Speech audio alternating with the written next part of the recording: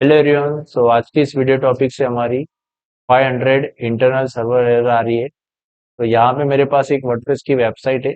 यहाँ पे मैंने बैकएंड्स को रिलोड्स किया तो भी यहाँ पे एक एरर आ रही है, 500 इंटरनल सर्वर एरर। और फ्रंट एंड में भी मैंने यहाँ पे रिफ्रेश किया तो ये सेम एरर आ रही है। तो इसका सॉल्यूशंस क्या है, इसको कैसे फाइंड आउट करें? अगर आपकी भी अगर क्लाइंट की वेबसाइट हो, खुद की वेबसाइट हो, उसके अंदर ये 500 इंटरनल सर्वर आती है तो उसको आप कैसे सॉर्ट आउट कर सकते हैं? ठीक है।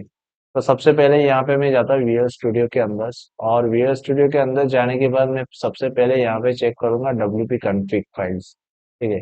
WP config फाइल्स के अंदर यहाँ पे मतलब हम चेक करेंगे कि यहाँ पे कोई हैकिंग का कोई कोड तो नहीं ऐड हुआ है। ठीक है। यानी कि कोई मिस कोड नहीं हुआ है, तो कोई फंक्शंस कोड नहीं हुआ है। वो सारा डिटेल्स यहाँ पे मैं चेक करूंगा। तो फर्स्ट ऑफ ऑल यहाँ पे जो देखो, यहाँ पे दीबग फॉल्स रहता है बाय डिफॉल्ट, बट यहाँ पे मैंने उसको ट्रू भी किया है।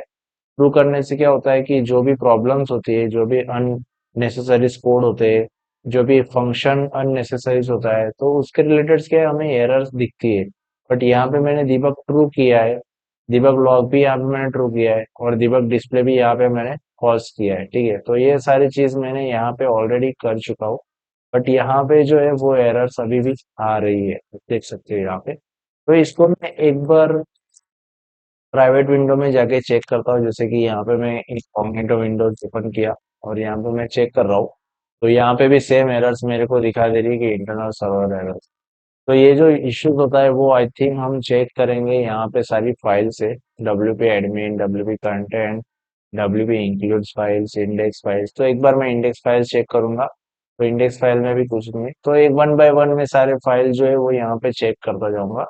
पहले ओवरव्यू कर लेता हूँ कि यहाँ पे कुछ कोड तो मिसिंग नहीं है, क्योंकि अगर कोई भी कोड मिसिंग होता है तो यहाँ पे VS स्टूडियो में यहाँ पे मतलब रेड अलर्ट होगा। ठीक है। यानी कि कोई भी फंक्शंस प्रॉब्लम होगा तो मैं जस्ट चेक कर लेता हूँ। WP setting page, mail page. ठीक है। तो यहाँ पे भी आपको दिखाई देगा, आप यहाँ पे देख सकते हो ना। जो यहाँ पे जो राइट साइड है, यहाँ पे भी आपको प्रॉब्लम दिखेगा कि कहाँ पे कोड्स है। बट आप यहाँ पे देख सकते हो कि यहाँ पे पूरा जो कोड है वो यहाँ पे नेट एंड क्लीन है। ठीक है, सारे कोड्स। तो अभी हम यहाँ पे ये सारे फाइल्स तो यहाँ पे मैंने चेक कर चुका हूँ, जैसे कि एक्टिव है, ब्लॉक हेडर से, कमेंट, कॉन्फ़िग, ये सारे फाइल्स तो मैंने यहाँ पे चेक किया है।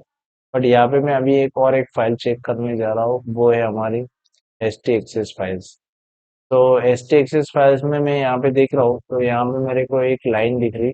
इसका नेम है this is in invalid Apache directive. ठीक है।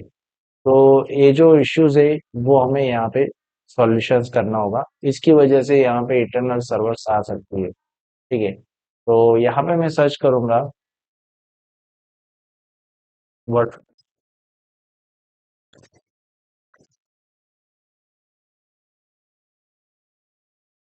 Access code. ठीक है। तो आपको इस टाइप्स का लिखने का है कि ST एक्सेस का बाय डिफॉल्ट कोड क्या है, स्टैंडर्ड कोड।